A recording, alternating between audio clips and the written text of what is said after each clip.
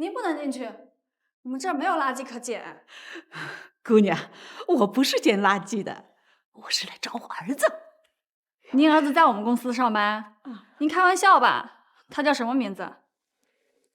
李腾飞呀，李总，真好。我平时啊就在这儿工作。您请喝茶。哎，谢谢啊。没关系，这是我应该做的。李总，那我先出去了，有事您叫我。好，先忙啊，来，咱坐下。好好好。来，先喝口水。好，儿子，哎，妈看到你这么有出息，妈真为你感到高兴。妈，儿子呢再好一点儿，我就把你接过来。好，你说你给你买的新衣服你也不穿，飞机也不坐，提前来了也不说一声，难怪人不放你进来。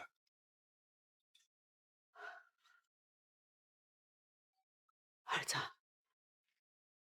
妈是不是给你丢人了？哎呀，说什么呢？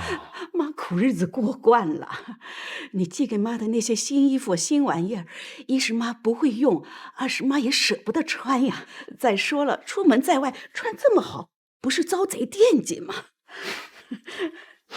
妈，这个衣服脏了咱可以洗，旧了咱就换新的，东西坏了呢，咱就修，过时了那就给它淘汰，好吧？或者是给那些需要的人。我可就您一个妈呀，你干嘛这么省啊？你说儿子在外边这么辛苦的打拼，不是希望您能过得好一点吗？儿子，妈知道你懂事、孝顺，妈没有白疼你。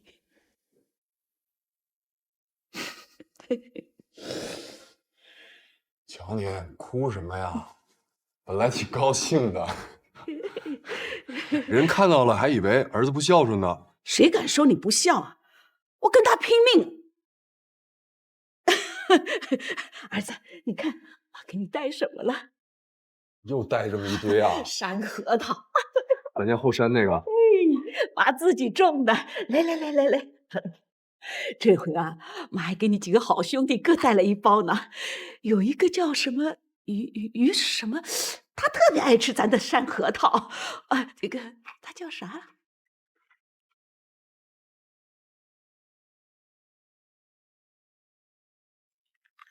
于鹏岳。哦，对对对，哎呀，瞧我这记性，于鹏岳，妈可想他们了，啥时候带我去见见他们啊？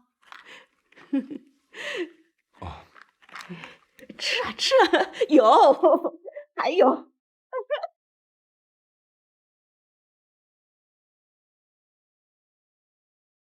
我租那房子太小了，所以这2天您就住这儿啊。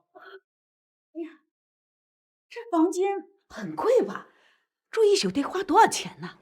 儿子，妈不讲究的。妈，你先坐着啊。咱不想省钱那事儿，儿子有钱，你就踏踏实实的住下来啊。明天呢，我带你出去转2圈，咱来一趟不也得体验一下大城市的生活吗？对吧？对对对。我接个董事长电话。妈，喂，陈老。哦，去上海啊？啊，好，我知道了。哎，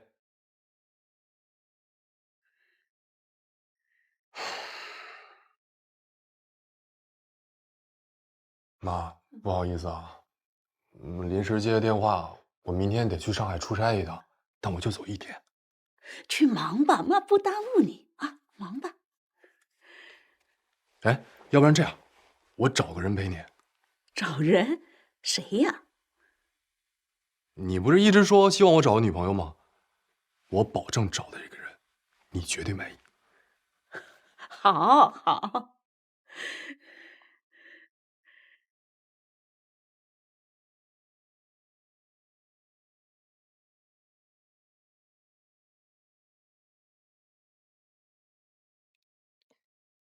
喂，喂，小雨。哎，腾飞，有什么事儿吗？有个事儿得请你帮个忙。你放心，不是公事儿，是跟我妈相关的。你妈妈，阿姨出什么事儿了吗？是这样的，我呢刚接到通知，公司让我去上海开个会，正这个节骨眼上，我妈过来了，又提前没跟我说，弄得我措手不及的。我在想，你明天有没有空陪她出去逛逛？我晚上就回来。你找杨子陪是不是也行啊？嗨，杨子要有空的话，我就不找你了。再说他粗心大意的，我也不放心。你别多想啊，这事儿跟工作立场都没什么关系，就是朋友帮忙。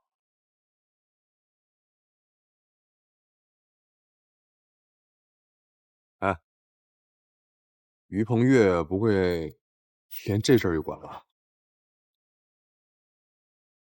那行吧。那行，谢谢啊，我马上把我妈联系方式发你。哎，好嘞。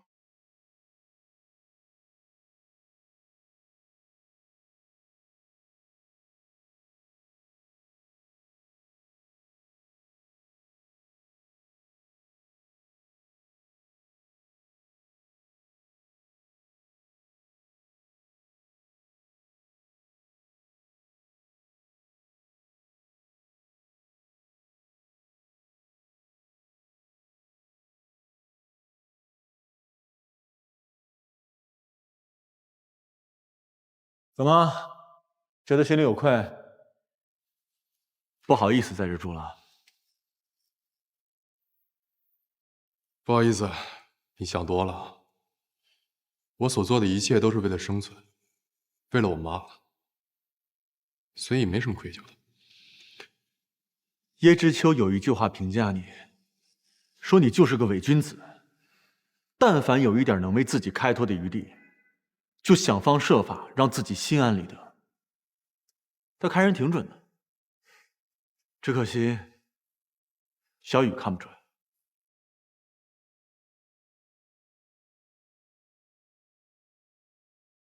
我妈来看我了，但是呢，我今天临时去上海闹差，没办法，就只好让小雨替我照顾一下我妈。她答应了，所以这2天你可能就见不到小雨了。你又搞什么花样？搞什么花样？见个家长而已。你放心，他们俩一定会相处的很好的。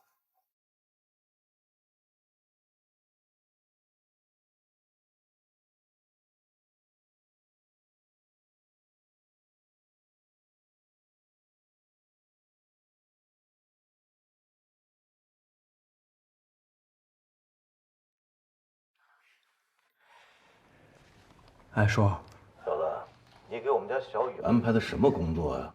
啊，他怎么在陪一个乡下老太太逛街呢？叔，这不是我安排的，他今天请假。请假了？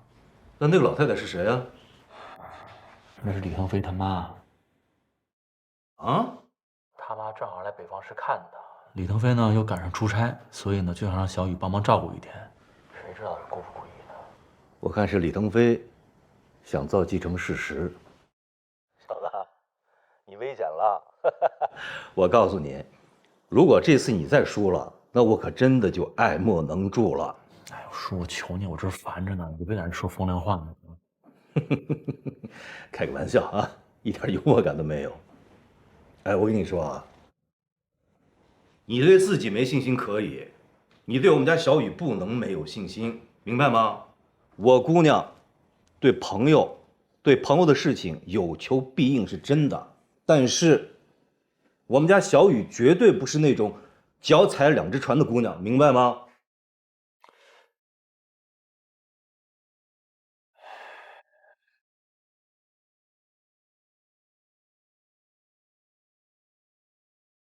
妈，哎哎，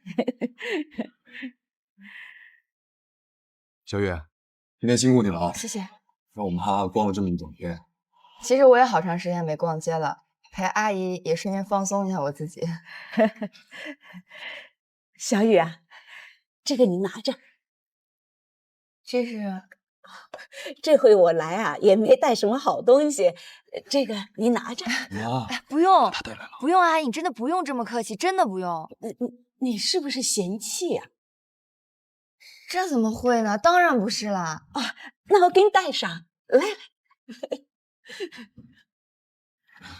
也是我妈的一份心意，不值几个钱，你收着吧。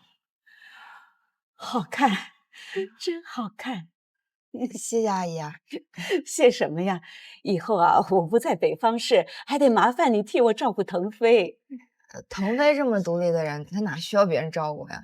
再独立的男人身边也得有个女人呀，你说是吧？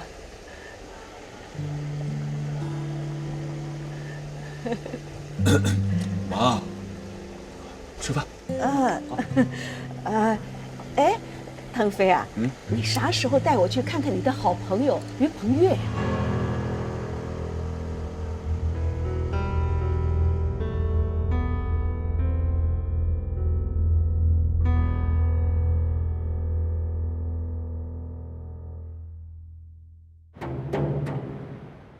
来了。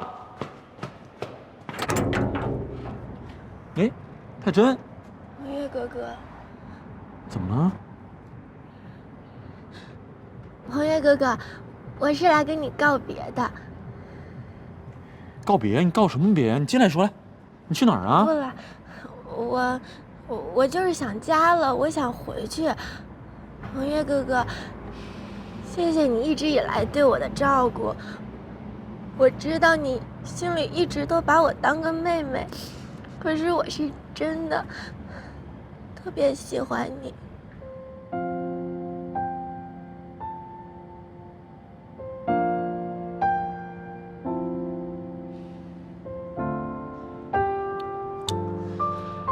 妹啊，你听我说啊，有什么事你跟我说，你别让你哥着急，听见没有？啊，你哥接个电话，你赶紧先进来，听着没？赶紧的啊，赶紧进来。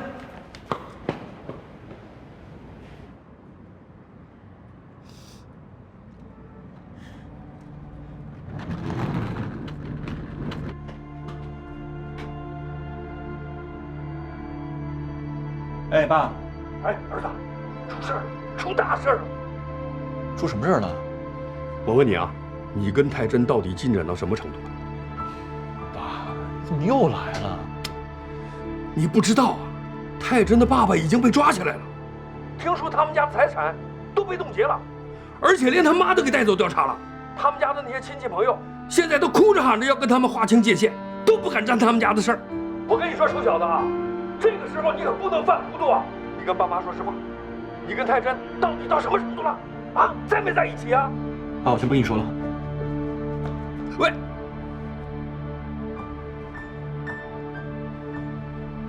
都怪你！太真，太真，陈太真。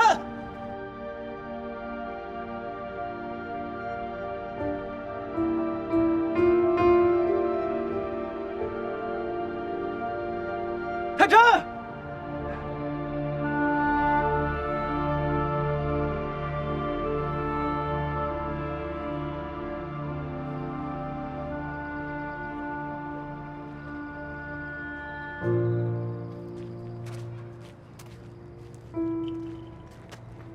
太真，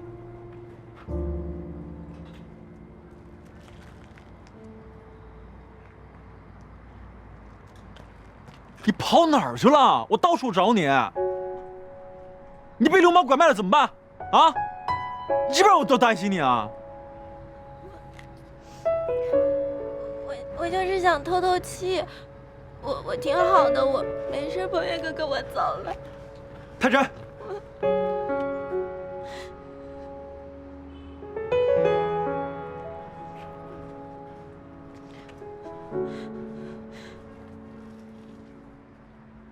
我都知道了。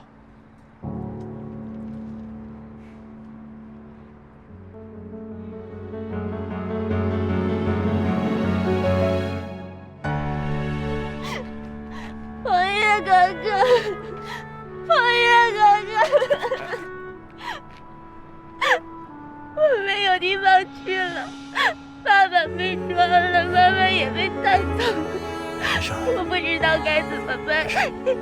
里什么都没有了，银行卡也被冻结了。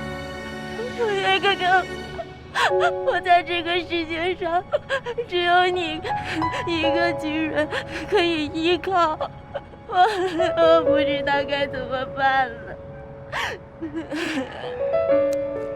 妹，你放心啊，你彭越哥永远都是你哥，在这个世界上，我不会不管你的，听见了吗？没事，没事。彭越哥哥。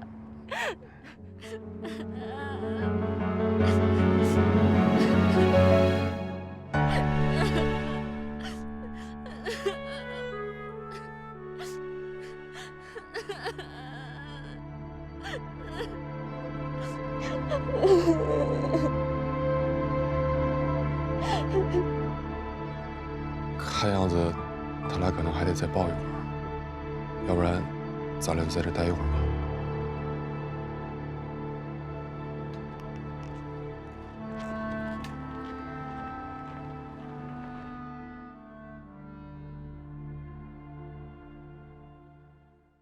这也不好笑啊！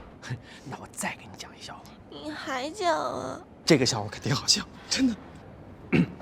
有一对夫妻去商场买手机，有一男的就看上了一个1000多的手机，带着他媳妇死活就不给他买，在那磨磨唧唧，就戴了1个多小时。这个服务员实在看不下去了，就跟男的说兄弟，就1000多块钱你都做不了主，这还得听你媳妇儿的。这男的一听就急眼了，那怎么着？那听你的，你给我做饭啊？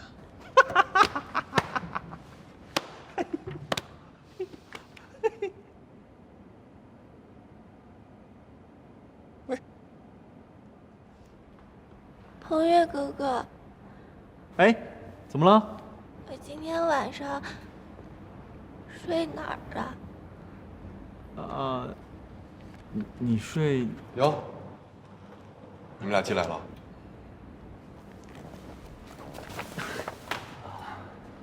干嘛？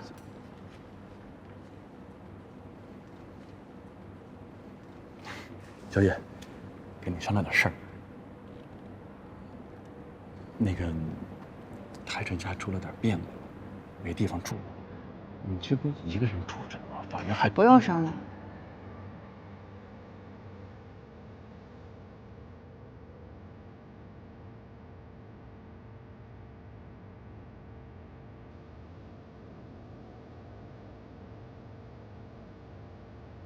没事，就当我什么都没说。东西都拿来了，还不赶紧搬进去？谢谢狐狸精姐姐，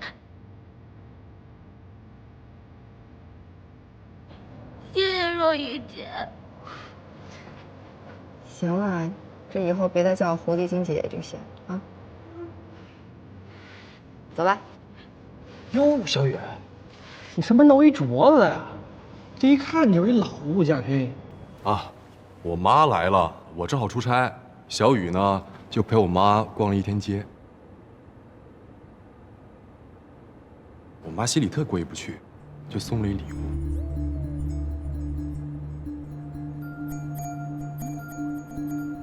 这个镯子这么古朴，应该是祖上传下来的吧？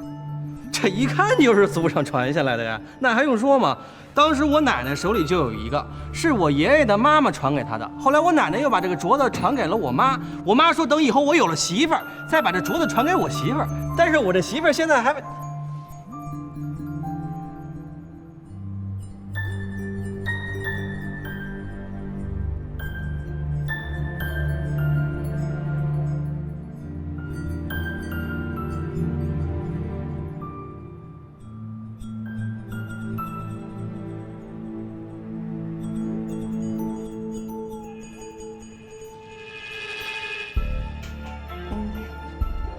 腾飞，不好意思，我不知道这个镯子它这么贵重，你帮我还给阿姨吧。不好意思啊。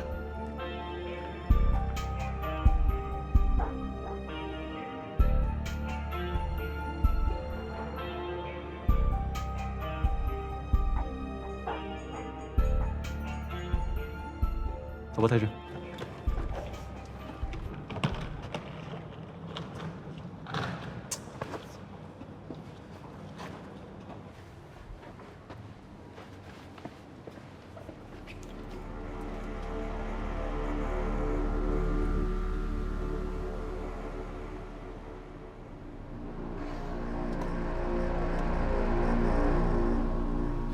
李总，你说你这招管用吗？这话放出去，谁信啊？谣言能否生效，不在于真假，而在于人们是否愿意相信它。只要迎合了人们的心理，即使再假的谣言，也会有市场。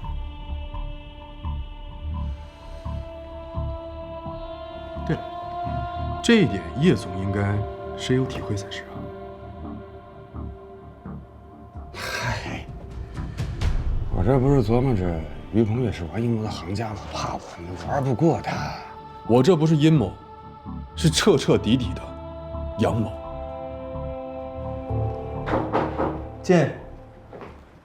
于总，签个字。遵命。大宇，哎，这儿呢。敲门啊？什么事儿啊？哎，小雨，刚才有2个员工找我辞职，我挽留了好久，他们才说了实话。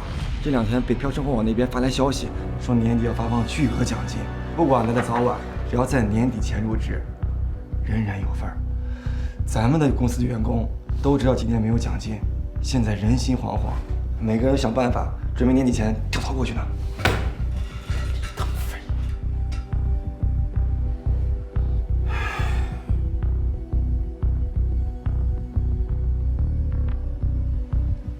你冷静点儿，我觉得这个事情有点蹊跷。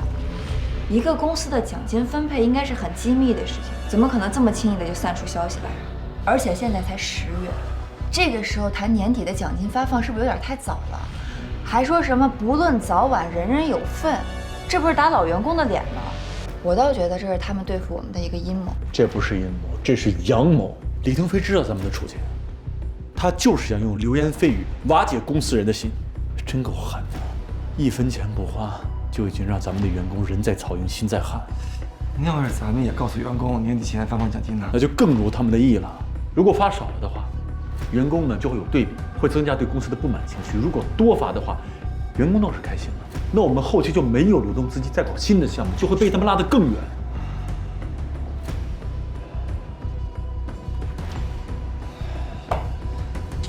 这点手段还难不倒我。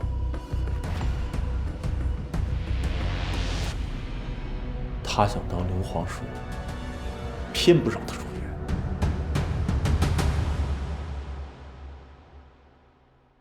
今天把大家都叫来，是因为公司有一个非常不好的流言在传，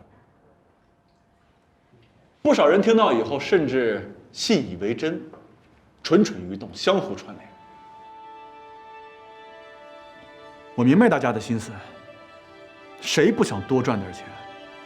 但我可以明确地告诉你们，这根本就不是流言，而是谣言。换作是你们会怎么想？辛辛苦苦地在公司工作了1年，马上就要拿到年终奖了，突然间公司来了一批新人，只干了几天，却拿的奖金跟你们一样，你们愿意吗？你们当然不愿意了。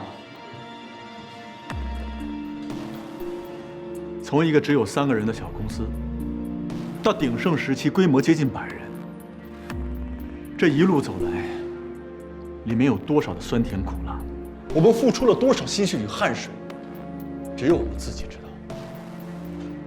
我们没有走前人走过的路，我们只是开辟了一条先人从未走过的路。虽然这条路很难走，一路上披荆斩棘，但我从不后悔。为什么？因为我们成功了，我们开创了历史的篇章。我们不但创造了自己的价值，同时也造福了千千万万的北漂们的生活。我们值得为自己骄傲。我从来不亏待员工，尤其是那些在公司举步维艰的时候依然追随我们的员工。你们是公司的脊梁，只要有你们在，我就有信心面对一切困难，带你们重建昔日的辉煌。我宣布，公司将拿出150万作为大家的年终奖金，在春节前发放。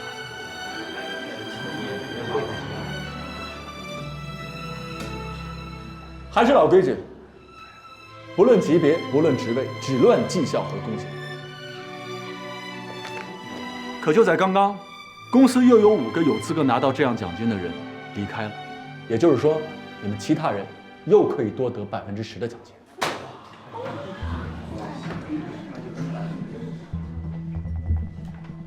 不行啊，大鱼，你把钱都发奖金了，明年拿什么做市场活动，拿什么做新的项目啊？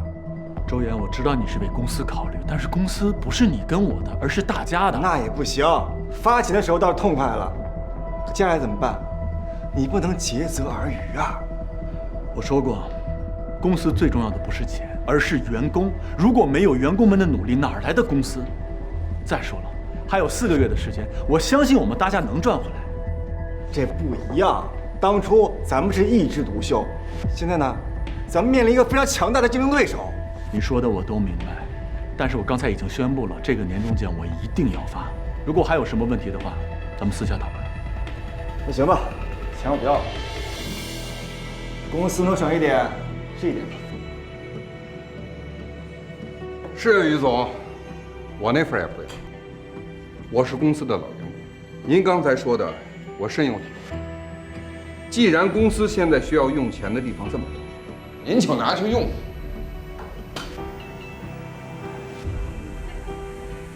我的也不要了。大鱼，大河有水小河满的道理我们大家都懂。就这几万块钱，你说我们拿了，一夜之间也不能变成富翁啊。与其存在银行，我们不如拿出来支持公司。对呀，于总，您就当是我们几个老员工把钱借给公司的，这还不行吗？借？没错，我们把年终奖借给公司，等明年发的时候，一起还给我们就行了。不过于总，这利息您给我们算的高点呗。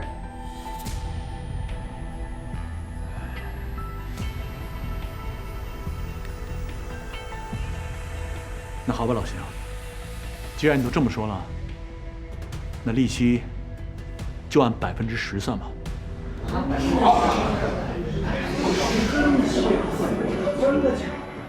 这么多呢？于总，我的奖金现在暂时也用不到，能不能借给公司啊？当然可以，只要是自愿的，都是10%。谢谢于总。我没想好， 10%的利息啊！你说这个到时候能兑现吗？应该可以。我觉得于总说话还是很靠谱的，公司这样也没见他亏待员工吧？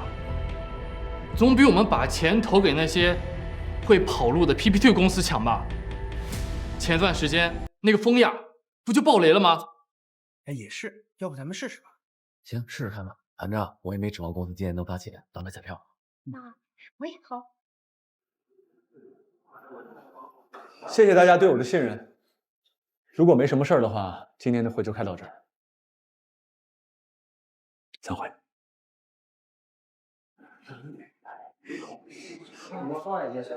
我觉得我也是。于总，于总，结果出来了，只有4个人想落袋为安，看来咱这出戏呀还真没赔。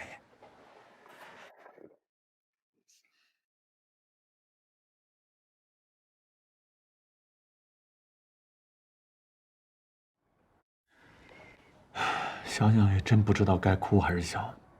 一会儿该怎么说都记住了。记住了。好，去吧。哟，周总，王律师，都准备好了吗？放心吧，都安排好了。小雨，进去吧。还是算了吧，这种事情我实在是做不来，你们还是自己来吧。小雨，哎，我知道，你们几位啊，都不是那种爱算计人的人，特别是算计自己人。可这回，咱不是被逼到这份儿上吗？您放心，有什么事儿都算我头上。为了公司，这个雷我来顶。老邢，走吧。有这种办法糊弄大家，真觉得心里有亏。您不能这么想啊！这钱咱又不是不发了，只不过是周期从4个月延长到了16个月。那每个人还都到王律师那儿签了协议的。要我说呀，还是您平时对大伙儿太好了，大伙儿都信任您。要不然谁敢把这奖金借给公司啊？这事儿要搁别的地儿，听都没听说过。就冲大伙对我这份信任，我一定不能让他们失望。哎呀，这袁一伟呀，至少得发200万，才能跟北漂生活网那边打一平手。让您这么一弄，咱只发150万的奖金和10来万的利息，大家还都觉得自己赚着了。哎，最关键的是啊，这么一来，这军心可就稳了。估计未来这几个月不会再有人辞职了。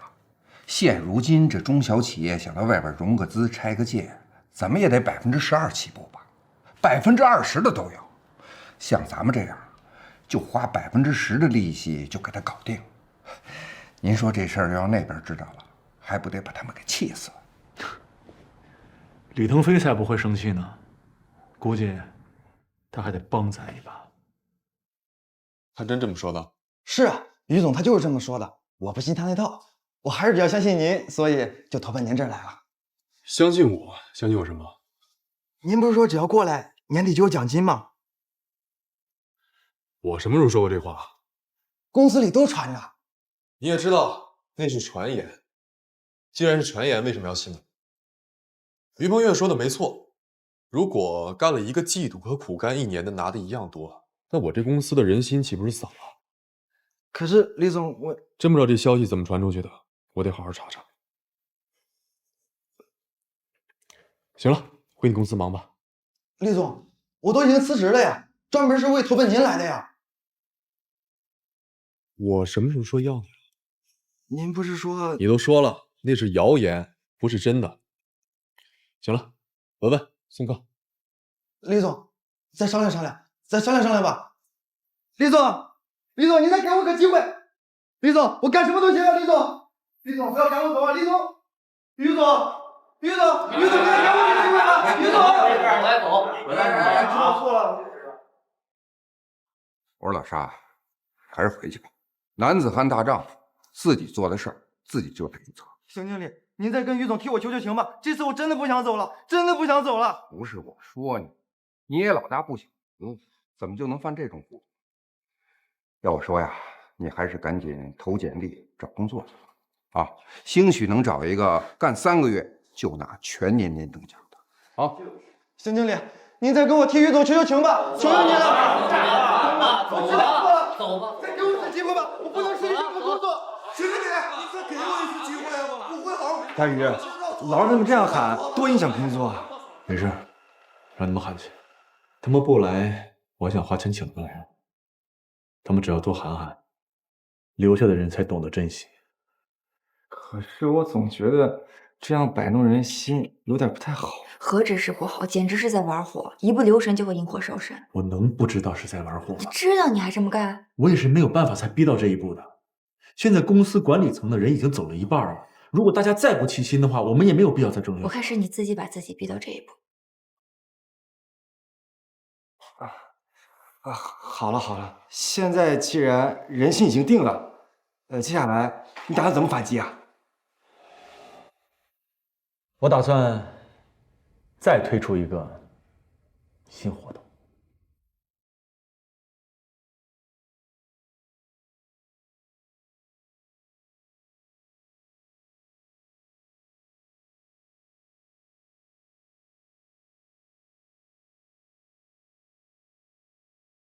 春节对于所有的北漂来说都是一个特别的日子，它不同于其他的节日，更像是一个充满了亲情的神圣的仪式，牵动着每一个游子的心。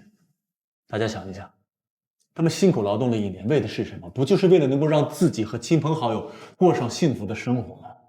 在见到亲人和妻儿那一刻，我想他们一定有很多的心里话想对他们说，很多的苦与他们倾诉，很多的快乐与他们分享。因此我想举办这样一个活动，让这些北漂们在网上对这些亲人说出自己的心里话。我们从这些故事里面选出最真诚、最浪漫、最幸运等多位参与者，赠送他们免费的回乡车票，并且送上咱们的一句祝福。因此本次活动的主题就叫做让爱免费回家。我觉得于总这创意非常好。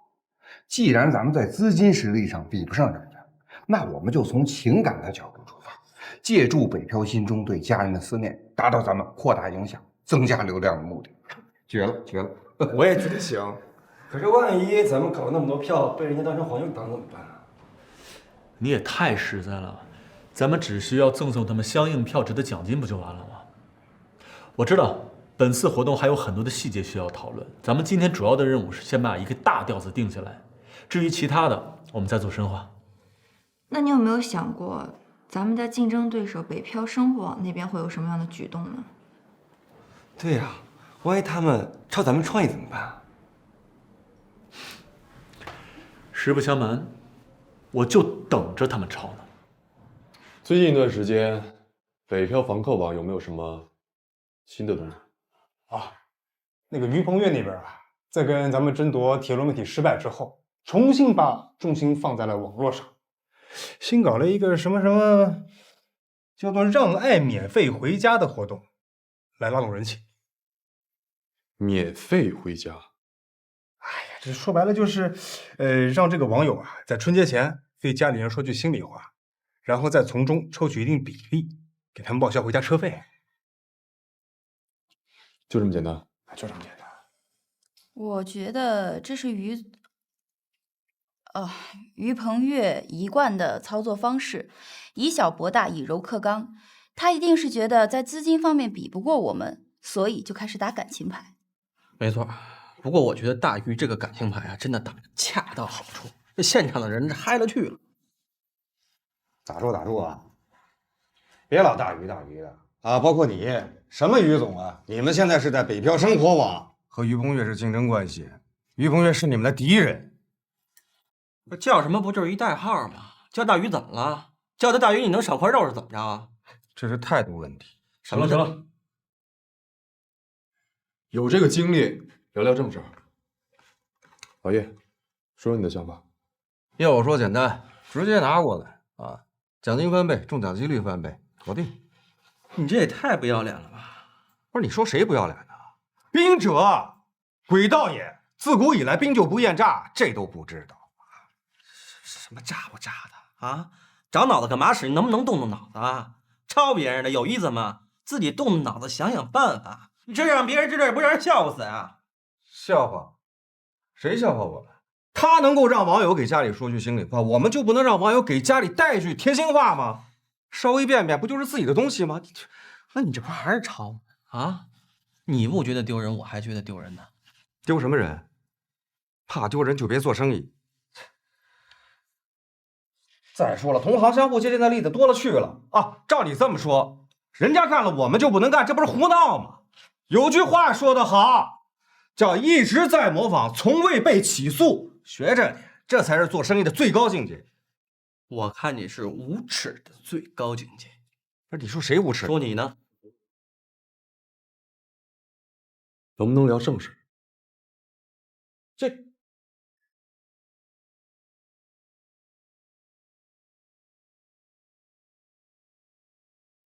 既然没有其他办法，那就先按老爷的来。杨子、老黄，去做一份类似的方案。啊，重要的是啊，在奖金数量和获奖概率上面压过他们。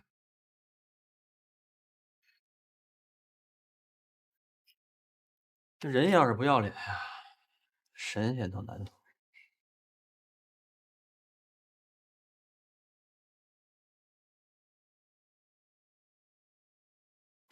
听说了吗？北漂房客网最近搞活动呢，报销春节回家车票。哎呀，你这哪辈子的消息啊？不仅他们有，北漂生活网也有，而且中奖率比他们还高呢。那你参加哪个了？当然是两边都下注呢，又没说不能参加对方的是吧？万一中了，还能省小1000多块钱呢。对哦。北漂生活网那个送回家路费的活动你参加了？参加了。哎，不是北漂房客网吗？是吗？我怎么记得是北漂生活网？咱们是两家都有？有可能。哎，机会多了还不好，咱们两家都参与呗。对，这个北漂房客网啊是最先发起，这个北漂生活网呢是后来跟进的。但是，北漂生活网的奖金呢是北漂房客网的好几倍啊！哥，我知道，我们就上北漂生活网。你是不是傻啊？虽然说这个北漂房客网的中奖率低了一点，但是这是白给的一次机会啊！哎呀，安全第一，两家都上啊！老李，这究竟是怎么回事？明明我们比于红月那边投入的资金要多得多，在宣传力度上面也比他们大得多，可为什么就是在这个关注度和这个参与人数上，这个距离就是拉不开呢？我想不明白啊！我们这次是上了于鹏月的当了。上当？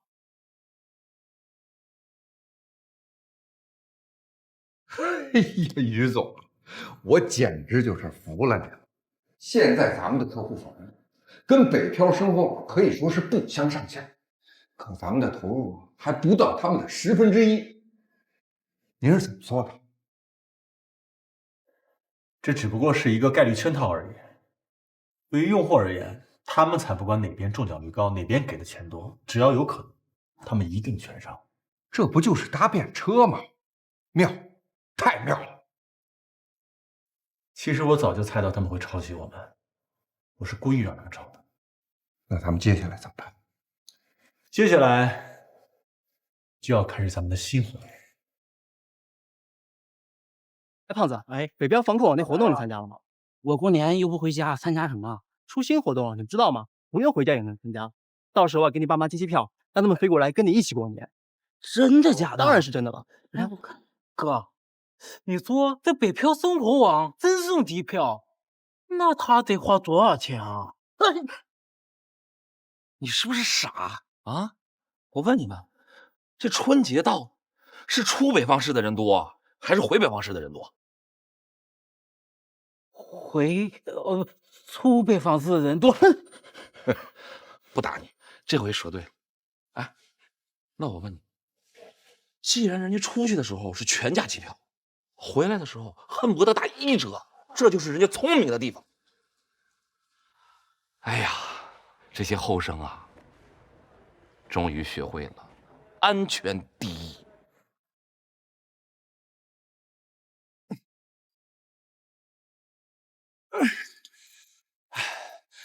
咱们这次又被大鱼耍了，他也太狡猾了，这不是避重就轻吗？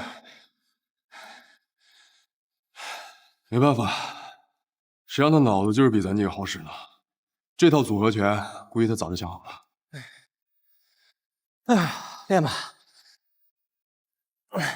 怎么样？李腾飞那边跟进了吗？跟进了，不过这回他们也学聪明，这中奖概率和奖金呢，都比原来低了很多，惹得网友们这通骂。这就叫升米恩，斗米仇。还有，抓住他们3番5次抄袭咱们活动这一点，我要大肆的宣传一下，我要让所有人都知道，北漂生活网只会抄袭，只配永远跟在咱们后面。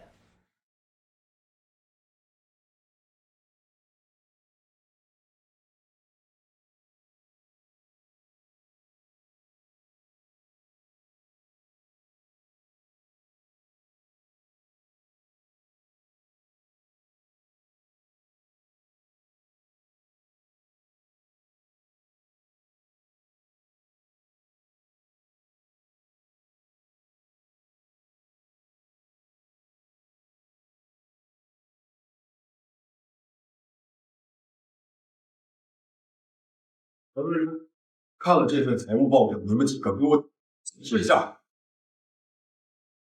散会。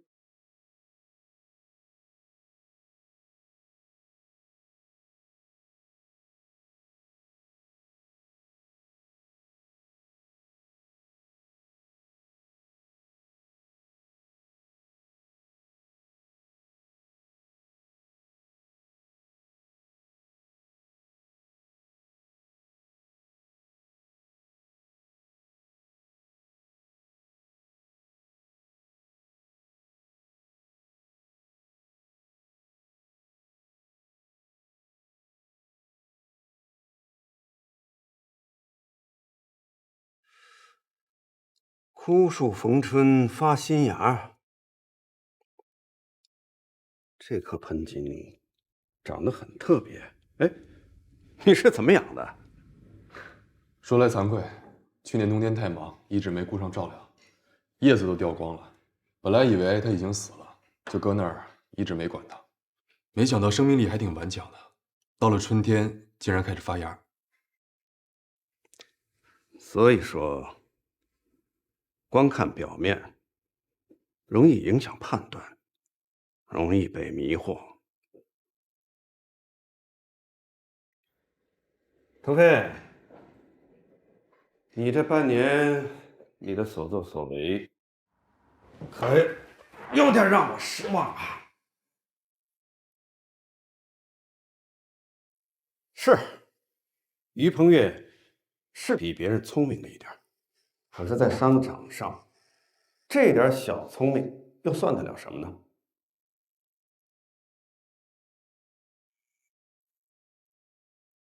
你呀，还是太年轻、太单纯了一点，总是想着能光明正大的生活的。可是你别忘了，咱们现在是真刀真枪的做生意，不是你们当初在学校比拼学习成绩。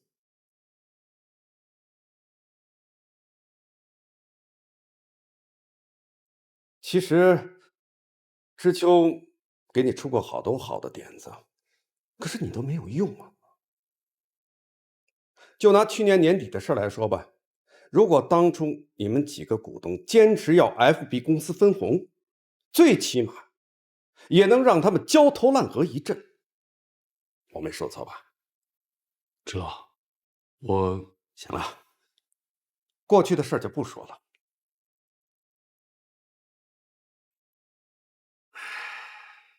腾飞啊，这次来，我是想给你提个醒，公司一定要尽快的实现盈利。别看现在钱花的痛快，如果将来收不回来，那就只有痛苦了。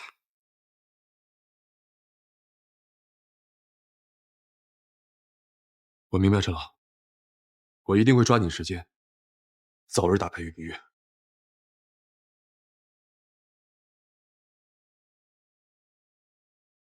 那你忙着，我先走了。这就送下我吧。哎，好的，陈老。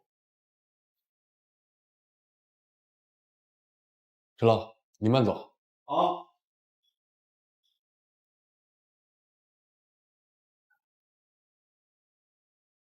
陈老，您觉不觉得李腾飞和于鹏岳会不会有什么私下的协议？您瞅瞅，这半年多来，他们俩是你攻过来，我攻过去，打的是很热闹，可就是见不到成效。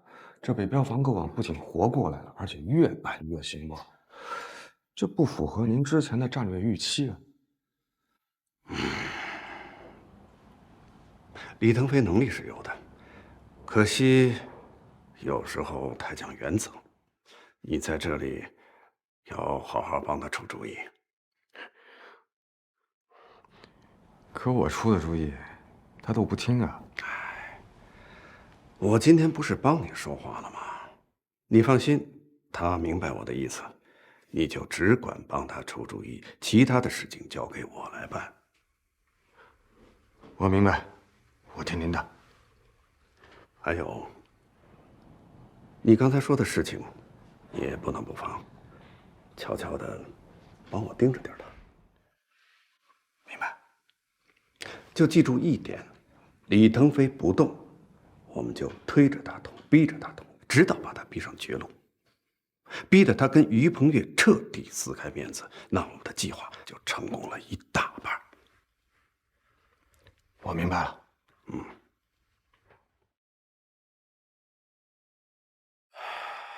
知秋啊，说实话，我对于鹏岳搞出来的这套模式还是很有信心的。只可惜这小子太没有商业头。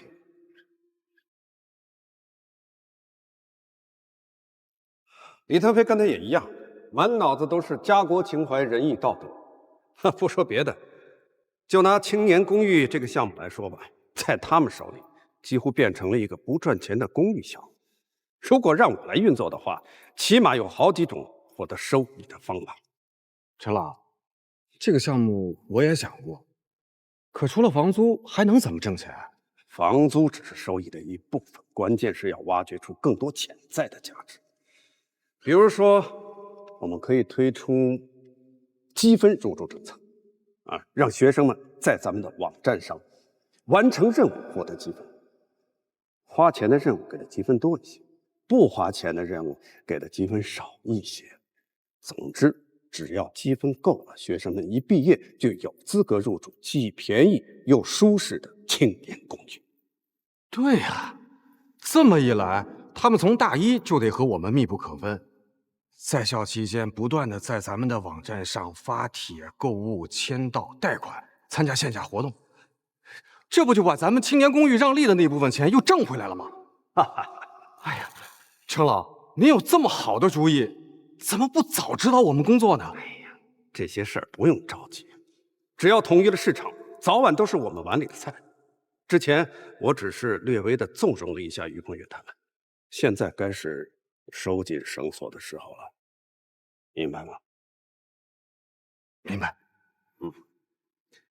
李腾飞，我要用，但我要控制使用。志乔啊，你才是我心里执掌这家公司的最佳人选。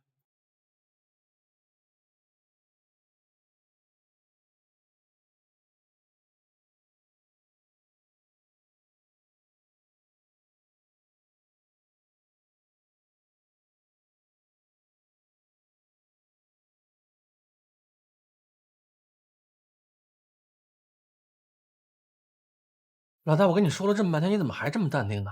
这眼瞅着叶知秋就把你挤下去了。两个老狐狸聊天，没句真话，听听就算了。这回真不是听听就算了，我当时在柱子后面听得一清二楚。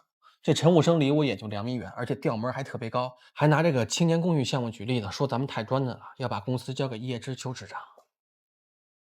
你说陈武生当时离你只有2米，而且说话声音特别大。啊，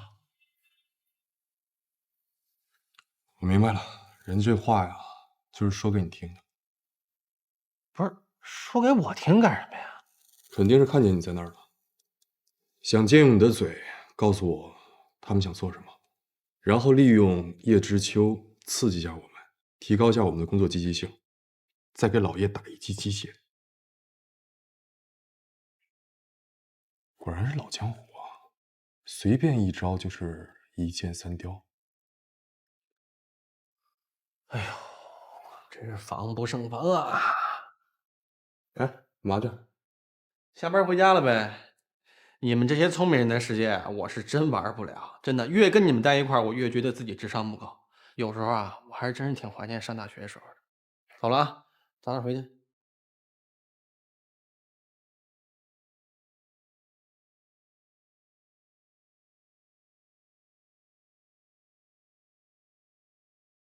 师傅，走吗？哎呦，对不起啊，师傅，不走，等人呢。嘿嘿。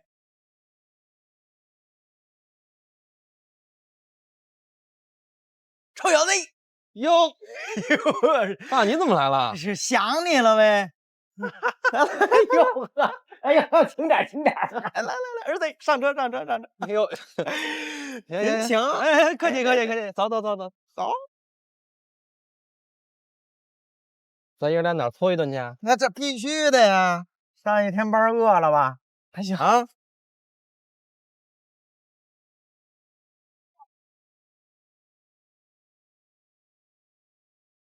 正好啊，拉人路过你们公司，我一想，你小子也不是那主动加班的主啊。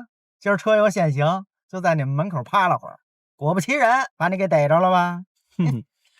最了解你的人是我。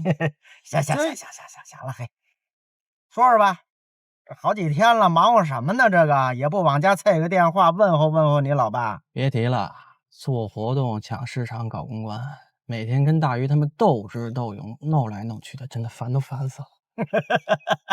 挺好，挺正常。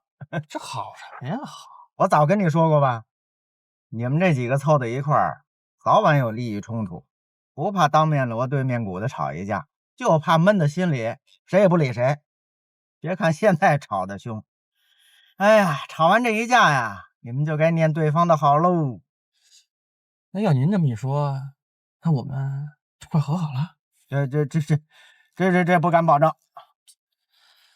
你跟我这瞎说八道什么呢？我这不是就是拿话开导你2句吗？你跟我较什么真儿啊？你这不提这事儿了，说说你吧，男的当婚，女的当嫁，什么时候让我抱孙子呀？哎呦，老爹，我这每天累得跟孙子似的，哪有时间考虑抱孙子的事儿？考大学那么紧张，你还撩仨姑娘呢？好意思说，考大学那么紧张的时候，这仨里面有俩是您给我介绍的啊？好意思说吗您？现在跟那会儿不一样，那会儿10几岁人都单纯，恨不得从眼睛里都能看见心里。现在这人接触2年都不见得知道对方怎么想的，就算这人躺你边上躺2年啊，你都不知道怎么想的。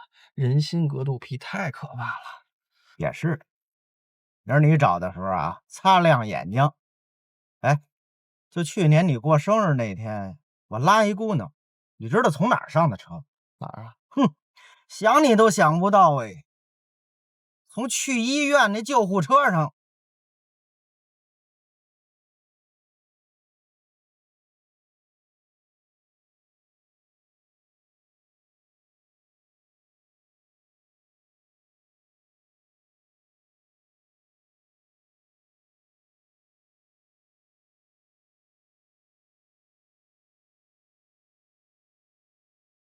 从出租车上下来上救护车的我见过，从救护车上下来直接上出租车的我是头回见。姑娘，哼，多嘴问一句啊，你这血了呼啦的怎么回事啊？这是？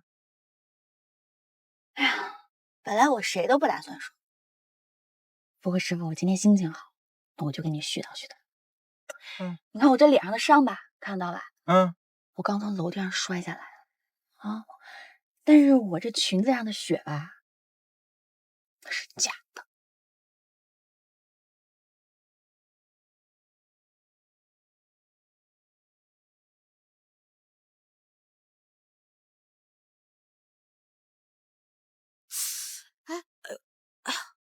喂，你干嘛呀？赶快躺下。没事没事，那个，等会儿那个前面路口把我放下就行了啊。放下什么呀？你这孩子都快保不住了。哎呦，这个帮我拿下。还有，这是，哎呦，我呀，前面跟我男朋友闹着玩的啊。这200块钱车费，您想呢？谢谢谢谢。好，千万不要告诉别人啊！谢谢。师傅，在这儿停下就好了。拜拜，护士姐姐们。这什么呀？哦，救护车上。哎，那姑娘挺年轻，跟你这岁数似的，从救护车上下来，一身的血呀，容光焕发的就上了我这车了。怎么着，拍电影呢？我还纳闷呢，一问才知道，感情这丫头啊，跟那前男友分手了，后来呢，又死乞白咧的追人家，骗人家说自己怀孕了，结果呢，让人给识破了。为了挽回局面，怎么样？这才上演了一场怀孕大戏。你说现在怎么什么心事都有啊？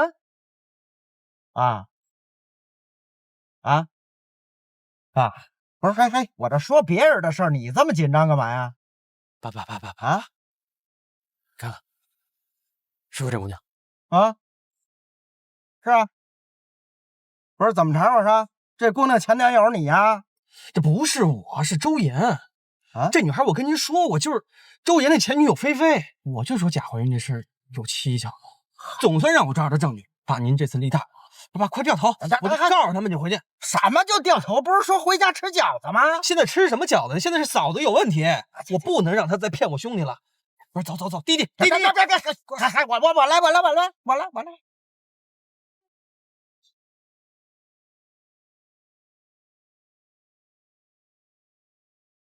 来，快来尝尝我做的新泰软。哇，泰山真的是7零手巧，好好吃啊！哎，哥哥，你快尝尝。这是什么呀？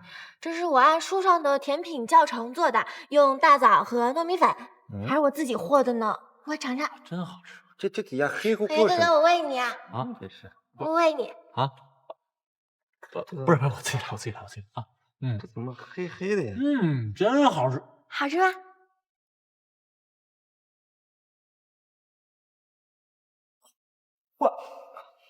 嚯，谢谢啊，奶奶。啊，有这么难吃吗？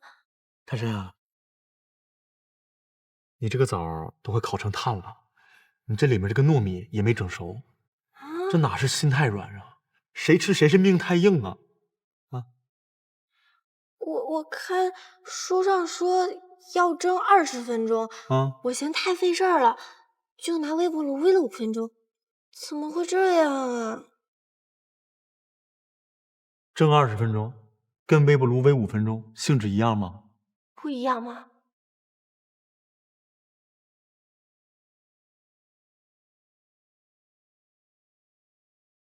你在国外是怎么存活下来的呀？叔叔阿姨连最基本的生活常识都没教你吗？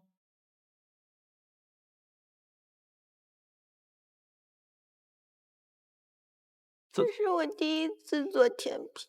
哎，不是，我爸爸妈妈他们从来没有让我进过厨房。哎呀，不是，你看你的朋友哥哥这嘴呀，不会说话。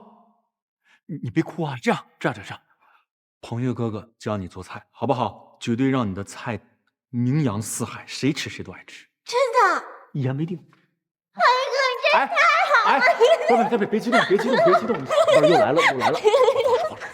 哦，哎呦，周爷，咱们这2个超大号电灯泡是不是得赶紧走呀？别等会儿看到什么不该看的东西再给晃瞎了。周岩，我有事跟你说，关于菲菲的。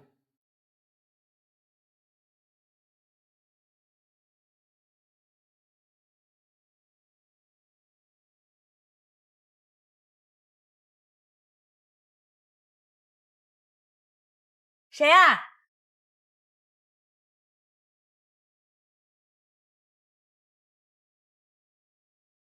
哎，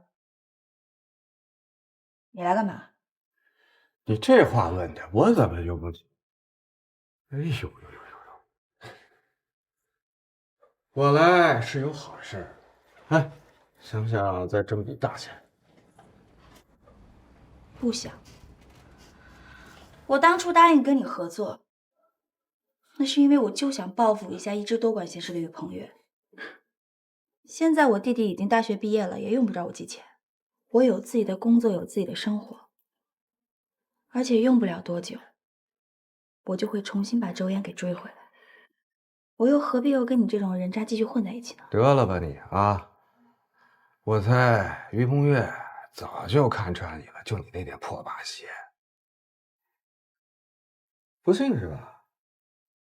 不信你就好好想一想。哎，你想，要是他们没有看出来，你怎么费了那么大的劲，周岩会对你一直就不冷不热，若即若离？啊？就着你的话啊，说说你家那边。是，你弟弟是毕业了。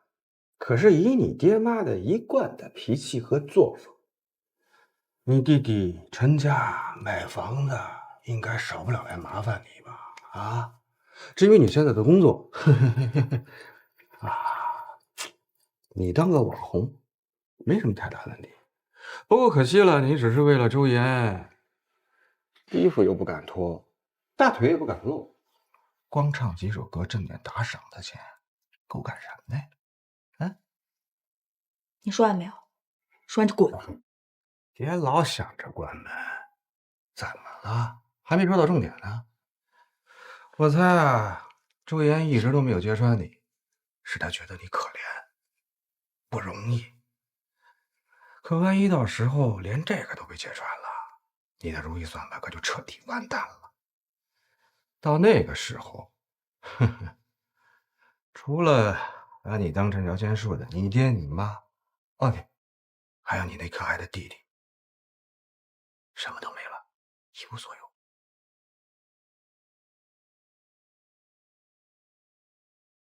叶知秋，我今儿还就告诉你了，我就算一无所有，我也再不会令你这种人渣。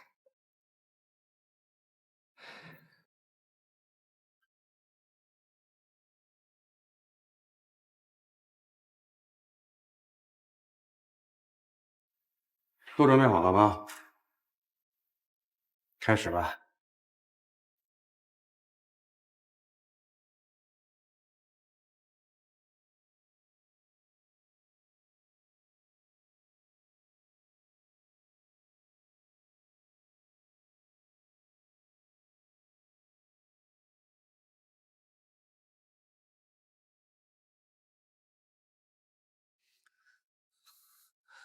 大鱼，我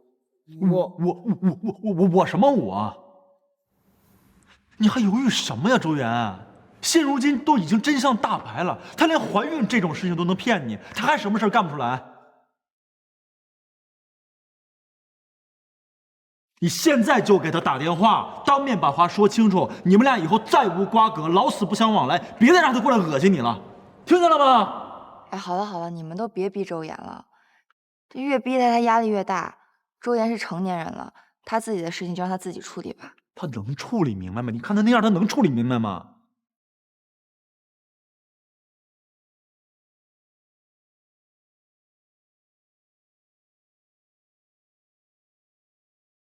反正周岩你就慢慢想吧。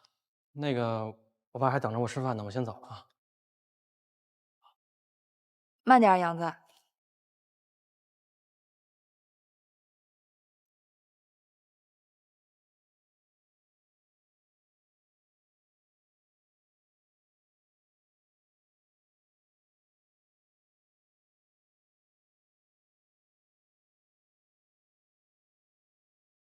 菲菲，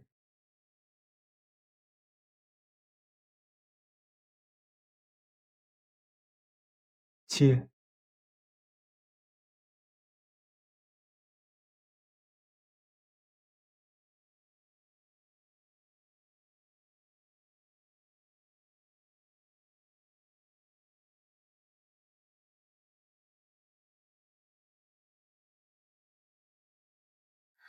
周岩，这么晚了，找我有什么事儿啊？你要不先进来再说吧。不用了，就在这儿说吧。还有什么事想跟我讲啊？是不是又想找一个骗我的理由啊？你在说什么？我在说什么？难道你心里不明白吗？给我下药，假装怀孕，你还嫁我给子珊，骗了那么多人，干了那么多坏事，你还想继续骗下去吗？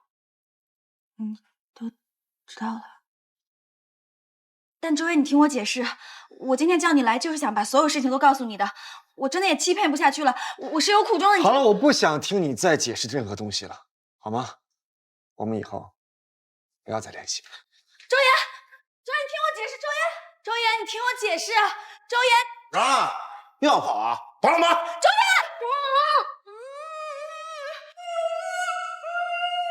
岩，干嘛呢你啊？不要报警了，我跟你们讲，这贱人欠我们钱，动！那贱人欠我们钱，我们要让着，报警？报啊！我看看警察来抓谁。走，站住！你们带他去哪儿啊？这你放心啊，我们不会帮你们找的，只要把肾卖给我们，这笔账拿清了。哎啊！你们绑架跟买卖器官都是违法的。兄弟，我告诉你啊，千万别多管闲事儿，不然老子连你一块办了。走，等等，他欠你们多少钱？10万本金，42万利息，怎么着啊？你替他还吧。我还。你还啊？兄弟，这种玩笑可不能开。52万，1分都不能少。有钱了你？给我几天时间，我一定还给你。少他妈跟我说的废话，拿点干货出来。股票、车子、黄金什么都行，什么都没有啊？就别跟我说这种废话啊！我有股份。股份？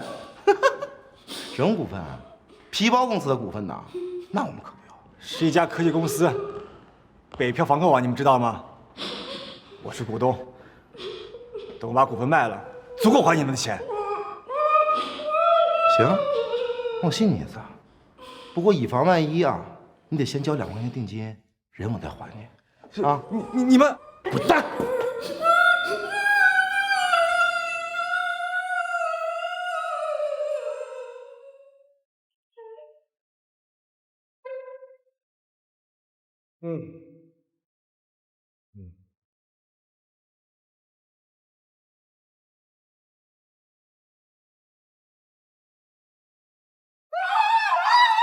冷静，冷静，冷静，冷静，冷静。菲菲，我没说错吧？你的那点小伎俩骗不了于鹏月他们的。你现在除了我给你指的这条道，你已经无路可走了。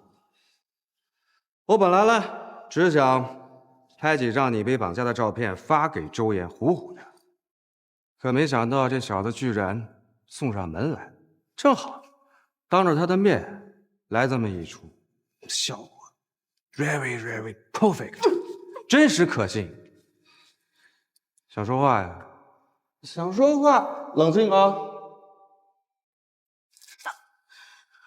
叶志成，你疯了吗？你还是人吗？你放开我！我呀，认真！放开我！爸，随便吧，反正我也掉不了一块肉。不过我劝你啊，还是冷静想一想。菲菲，就算我现在放了你，你去告诉周岩真相，你觉得他还会相信你吗？如果我不帮你，周岩他一定不会原谅你的。可如果你把这戏演下去，结果就不一样了。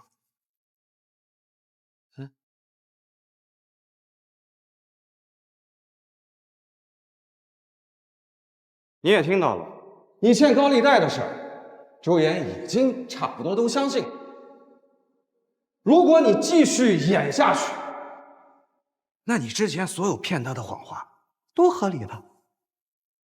一个没有钱的女人，为了追回有钱的前男友，使点小手段，人之常情嘛，对不对？至于你借高利贷的事儿，我都替你想好了，接着拿你弟弟说事儿。反正他对你们家的情况也是一清二楚。周岩就是个傻子，你吃他吃得死死的。接着，你可以再装的无辜一点，再装的可怜一点，充分的利用他的同情心，让他觉得你是被逼无奈，不得已借了高利贷，不得已犯下那么多错误。等这件事了结了，你再声泪俱下，幡然悔悟，大不了多陪他待几天，让他彻底原谅你。也不是没有可能，你说是不是？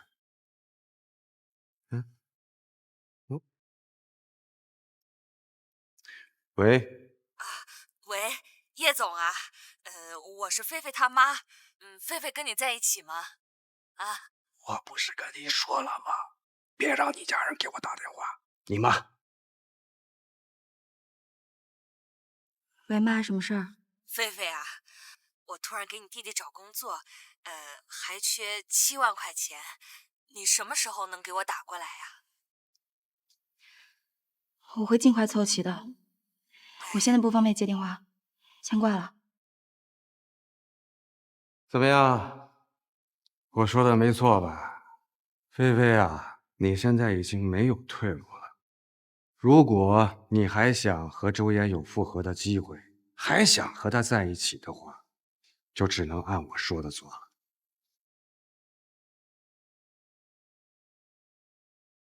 你想让我干什么？这就对了。我的目标是于鹏月，不是周岩，不会害他的。只要你继续配合着我把戏演下去，撺掇着周岩把他手里 FB 公司的股份卖了，之后他拿着卖股份的钱来赎你，我1分钱都不要，全是你的。当然，你也可以找机会还给他。这样一来，我整倒了于鹏月，你又能借机圆了之前所有的谎话，两全其美的事，何乐而不为呢？是不是？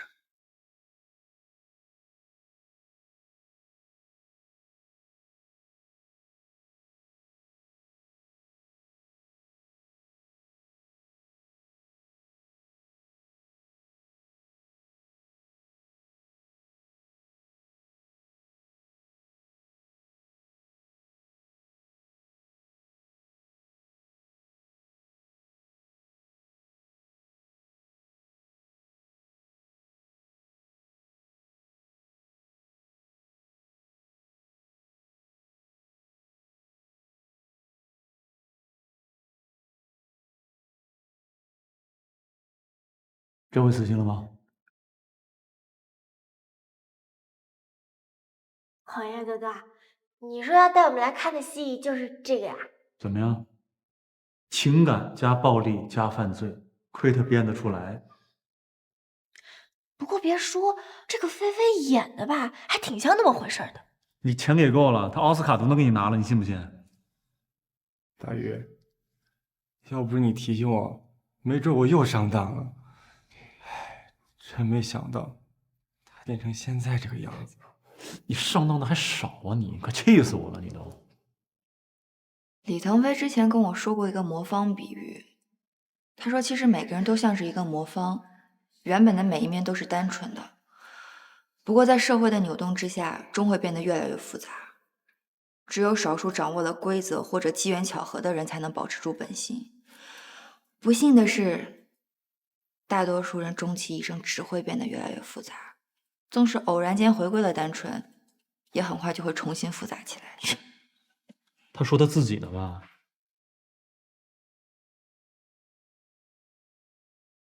哇哦，好深奥啊！所以若依姐姐，你一定特别崇拜腾飞哥哥，对吧？你别扯离间了，我跟你是个葫芦娃。大鱼，那现在怎么办？接下来，当然继续选择相信他。啊？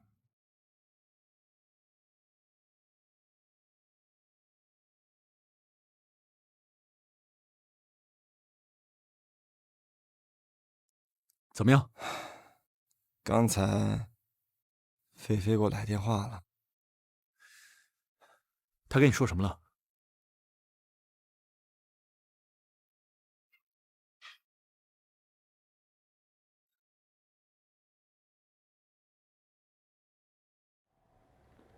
菲菲求我去救她，求我卖掉公司的股份。这就对了。看来他们终于沉不住气了，弄出这么大的阵势，就是冲着你手里的股份来。只要拿到你手里一半的股份 ，FB 就改姓陈了。用这种方式打击对手，我觉得李腾飞他不会这么没有底线的。是啊，大鱼，我也觉得老大不会这样做的。他为了达到目的，早就没有底线了。不过就这件事情做事风格而言，的确不像他所为。他虽然没有陈胡生那么老奸巨猾，但也算得上是事无巨细、心思缜密。如果他真想对付咱们的话，不会使出这么愚蠢的办法。这件事十有八九是叶知秋所为。一旦成功的话，他就会去陈胡生那里邀功。那这件事情你想要怎么做？我不是说了吗？将计就计。陈胡生、李腾飞、叶知秋这三个人虽然是咱们的对手，但也并不是铁板一块，尤其是叶知秋。我猜他一直被李腾飞踩在脚下，耿耿于怀。再加上陈胡生这个人生性多疑、刻薄，所以我打算给他们一招离间计。离间计？你要离间谁啊？当然是李腾飞了。就这半年的较量来看，还是李腾飞对咱们的威胁最大。只要把他搞定，咱们今后的处境就会大有改善。我打算放出一批半真半假的消息，利用叶知秋急于上位之心，到陈胡生那里告密。如果不出我所料，陈胡生一定会对李腾飞有所防备和限制，甚至让叶知秋取代他的位置。大鱼，咱们这么算计老大不太好吧？周岩，商场无父子，更何况是兄弟。再说，他拿咱们当兄弟了吗？兄弟也好，父子也罢，我的想法跟周岩是一样的。你有点走得太偏了。如果你想的办法都是这样的，那以后开会不需要再叫我了。于鹏月，我真的越来越不认识你了。大鱼，要不咱们换个办法吧？李腾飞说的没错，你们都愿意选择单纯的一面，那就让我变得复杂起来。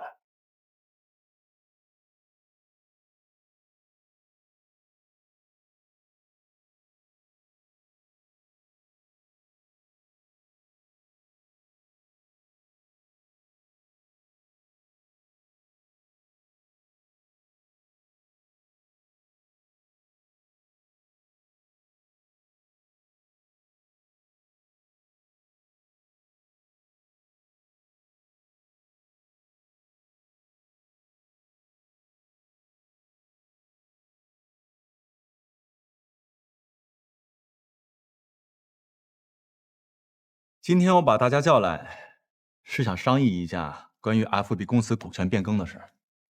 在座都是 FB 的股东，大家也都是熟人，我就不废话了。其实也没什么大事，就是周岩最近手头有点紧，想对外出售一部分自己在公司的股份。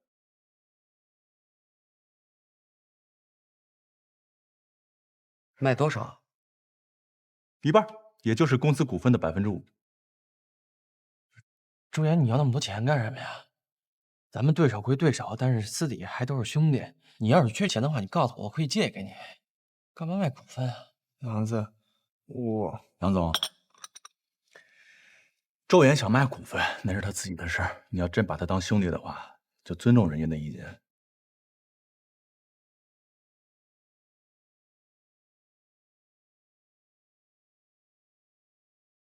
老大，你倒是说句话呀！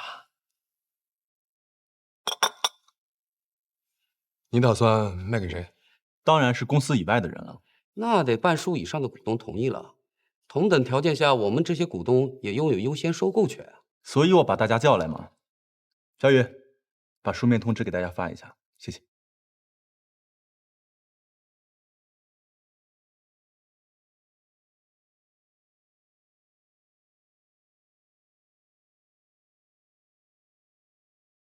这么高，那个人是不是疯了 ？FB 公司的股份根本不值这个钱。王总，您可是董事会的成员啊，别人出高价钱收购咱们公司的股份，是对咱们公司的肯定，你应该高兴才对啊。再说5%的股份虽然不多，但是对于某些想要的人来说，那可是非常重要的。如果我现在征询意见的话，我不同意转让。我也不同意转让。没问题啊。不过我跟小雨肯定是同意的，2比2。不知道王总，等一下，李总还有何指教啊？既然是1人1票的话，那么就请于总不要代替其他人投票。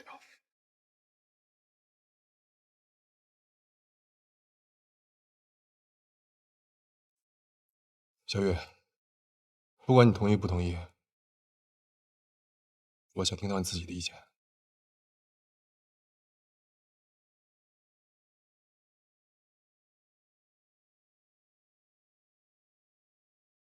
我同意。好了，没问题了。OK。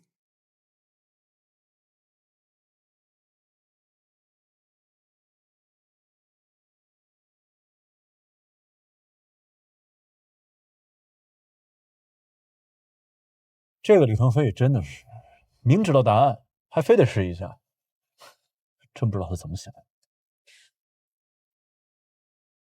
你不会也中了他的计了吧？也许吧，我觉得他说的挺对的，你确实很自以为是。我自以为是？我怎么自以为是了？我觉得他说的没错呀。从一开始，你满脑子只有你自己，只在意你自己的想法。我们都属于是你的一枚棋子吧，被你这个睿智的棋手操纵着、支配着，按照你的思路跟对手一决胜负。我哪有？有没有你自己心里清楚？你恨不得所有人都听你的，按照你的想法来。你一张嘴就代表所有人的意见，你一抬手就忽略所有人的想法。在你的世界里，好像只有输赢，没有过程。你就像是一个棋手，为了最终的目的，不会在意每一颗棋子的死活一样。我那是为了大局，为了公司，为了集体。我当然希望所有人都好啊，可事实不允许啊。如果因为少数人的不如意可以让更多人如意的话，我当然选择牺牲少数人。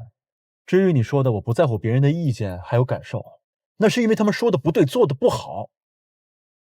我犯不着明明知道正确的路在哪儿，而去选择绕弯路吧。OK？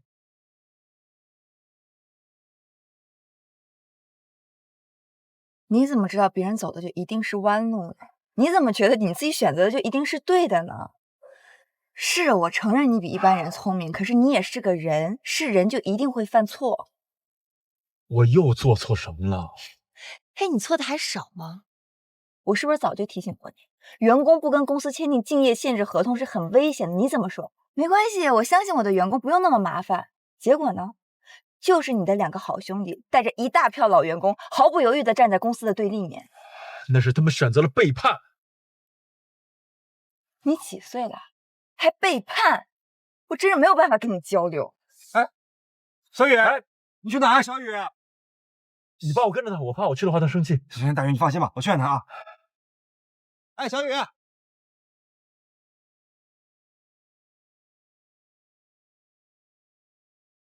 哎，老大，你说大鱼这个葫芦里卖的什么药啊？张英问啊，下了个套呗，拿那5%的股份当做诱饵，等着咱们上钩呢。等咱们上钩？那然后呢？我怎么知道？反正这小子准是没憋好皮。那你打算怎么办？先由他折腾呗，反正现在王总还没给答复，咱们就静观其变。看他能折腾出什么花样来。行，反正不管做什么，我都听你的。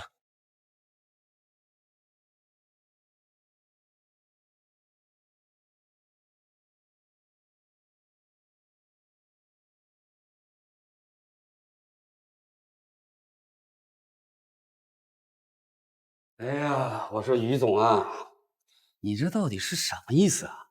这上午刚宣布完周总要卖股份，中午就请我在这儿吃饭，完了周总人不来吗？啊，周总临时有事儿，全权委托我来和您见上一面。哦，王总，这回股权转让的事儿还得请您多多帮忙了。嗨，上午我都说了，你们几个股东是自然人，想怎么来就怎么来。我跟你们不一样，我代表的是法人，是于金投资，这同意还是不同意，我一个人真的做不了主，还得等公司董事会商量了以后再说。您看您，咱们都是一家人了，还在这跟我虚词套话呢。现在谁不知道于金投资都是听陈老爷子的呀？陈老爷子怎么说，那董事会不就怎么定了？再说了，当初没签合同之前，李腾飞就跟我说过了，